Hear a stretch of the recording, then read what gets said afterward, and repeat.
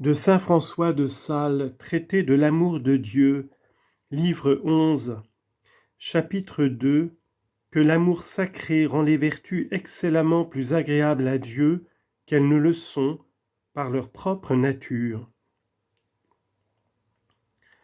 Les maîtres des choses rustiques admirent la franche innocence et pureté des petites fraises, parce qu'encore qu'elles rampent sur la terre et soient continuellement foulées par les serpents, lézards et autres bêtes vénéneuses, si est-ce qu'elles ne reçoivent aucune impression du venin, n'y acquièrent aucune qualité maligne, signe qu'elles n'ont aucune affinité avec le venin. Telles sont donc les vertus humaines théotimes, lesquelles, quoiqu'elles soient en un cœur bas, terrestre et grandement occupé de péché, elles ne sont néanmoins aucunement infectées de la malice de celui-ci, étant d'une nature si franche et innocente qu'elle ne peut être corrompue par la société de l'iniquité, selon que l'apôtre a dit que la vertu était une habitude de laquelle aucun ne peut abuser.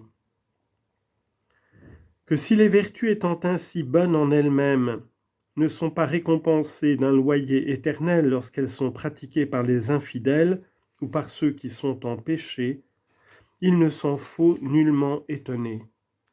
Puisque le cœur pécheur duquel elles procèdent n'est pas capable du bien éternel, s'étant d'ailleurs détourné de Dieu, et que l'héritage céleste appartenant au Fils de Dieu, nul n'y doit être associé qui ne soit en lui et son frère adoptif, laissant à part que la convention par laquelle Dieu promet le paradis ne regarde que ceux qui sont en sa grâce, et que les vertus des pécheurs n'ont aucune dignité ni valeur que celle de leur nature, qui par conséquent ne les peut relever au mérite des récompenses surnaturelles, lesquelles pour cela même sont appelées surnaturelles, d'autant que la nature et tout ce qui en dépend ne peut ni les donner ni les mériter.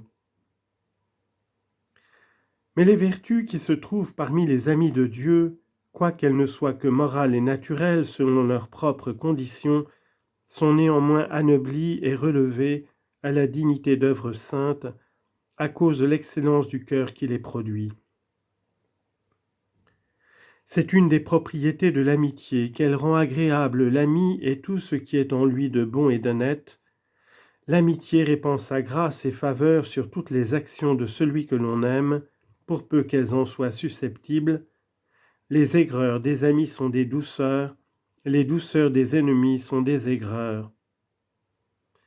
Toutes les œuvres vertueuses d'un cœur ami de Dieu sont dédiées à Dieu, car le cœur qui s'est donné soi-même, comment n'a-t-il pas donné tout ce qui dépend de lui-même ? Qui donne l'arbre sans réserve ne donne-t-il pas aussi les feuilles, les fleurs et les fruits ? Le juste fleurira comme un palmier, il croîtra comme le cèdre du Liban. Plantés en la maison du Seigneur, ils fleuriront parmi les parvis de la maison de notre Dieu. Psaume 91, verset 13. Puisque le juste est planté en la maison de Dieu, ses feuilles, ses fleurs et ses fruits y croissent et sont dédiés au service de sa majesté.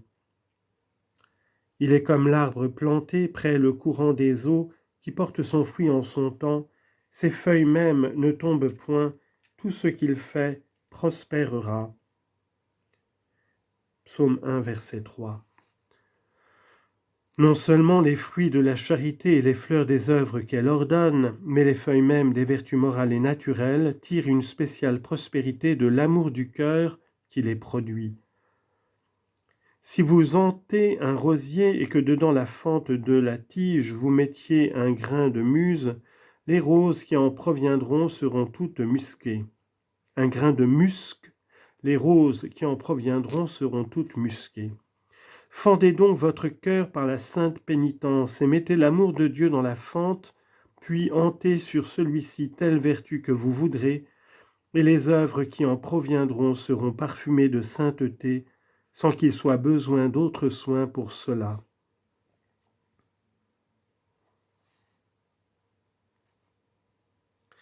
Les Spartiates, ayant ouï une très belle sentence de la bouche d'un méchant homme, n'estimèrent pas qu'elle dût être reçue, si premièrement elle n'était prononcée par la bouche d'un homme de bien. Pour donc la rendre digne de réception, ils ne firent autre chose que de la faire derechef proférée par un homme vertueux. Si vous voulez rendre sainte la vertu humaine et morale d'Épictète, de Socrate ou de Démade, faites-la seulement pratiquer par une âme vraiment chrétienne, c'est-à-dire qui est l'amour de Dieu. Ainsi Dieu regarda aux bonnes Abel premièrement et puis à ses offrandes. Genèse 4, 4. En sorte que les offrandes prirent leur grâce et dignité devant les yeux de Dieu, de la bonté et piété de celui qui les présentait. Ô bonté souveraine de ce grand Dieu, laquelle favorise tant ses amants qu'elle chérit leurs moindres petites actions, pour peu qu'elles soient bonnes, et les anoblit excellemment, leur donnant le titre et la qualité de saintes.